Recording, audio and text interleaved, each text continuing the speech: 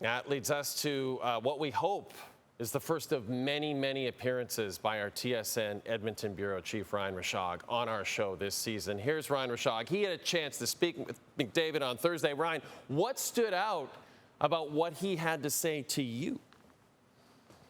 Yeah, well, Jay, I think the first thing is just that he's doing it, right? A lot of players, would get back to town and in their media availabilities, would basically say, I'm not talking about my contract, talk to my agent, right? We hear that all the time.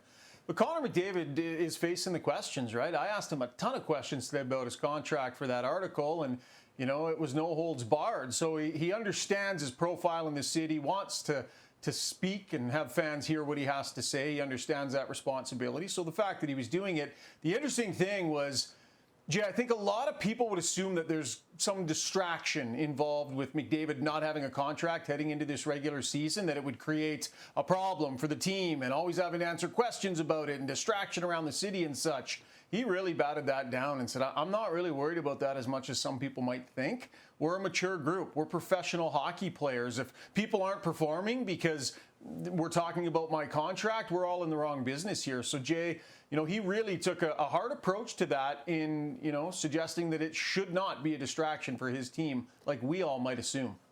At the same time, Draisaitl did sign before they hit the ice last summer. So what do you personally, and you said it, Ryan, you asked him a ton of questions. So what do you read into the fact that he actually hasn't signed just yet?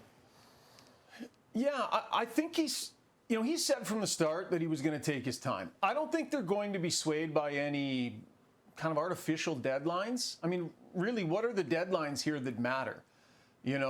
Like he's under contract. He's got a no trade. He needs to make sure that his head is in the right place and that he feels confident about the decision that he's making. Now, he said at the end of the season, if he feels confident about their ability to win year over year, doing an extension shouldn't be a problem. So I asked him, you don't have a contract done yet.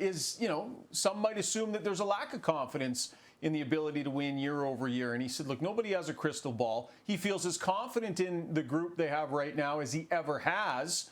And he said that this is not about belief. This is about, Connor McDavid having spent his entire life building this hockey career and this being a monumental decision and wanting to take all the time that he needs to feel good about the decision. And I know, fans might find that frustrating. People might in town be getting a little nervous about this. I'm sure Oilers management would love it if he got it done. But, he needs to make sure here. And he's just not there yet. And so they're not going to be swayed by these deadlines. So, having talked to him as much as you have, if and when this deal does get done in your mind, what does it look like exactly? Yeah, and I mean, to be clear, I'm going to take a guess at this, but this doesn't have anything to do with anything that he has said to me. My gut here, Jay, is that it's not going to be an 8-year deal. Like, for the Oilers to get McDavid done to an 8-year deal, that number is massive. If you're buying 8 years off of Connor McDavid, it's 17, 18 million, right? The higher the number of years, the higher the cap hit, and that gets in the way of his number one priority of winning.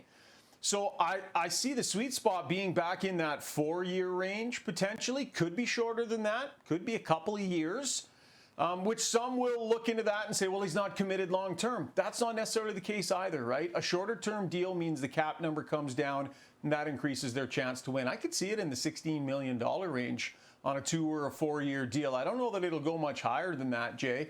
So we'll see where this thing lands, but people need to remember, if it's an 8-year deal, the number gets much bigger. And if McDavid's number one priority is winning, piecemealing this thing a little bit is probably more conducive to trying to do that. And if you want to hear more about what Ryan had to ask Connor McDavid and what Connor McDavid had to say to Ryan, all you have to do is go to our website. Ryan's written a terrific article, tsn.ca. Websites, they're still cool. So is Ryan Rishaug.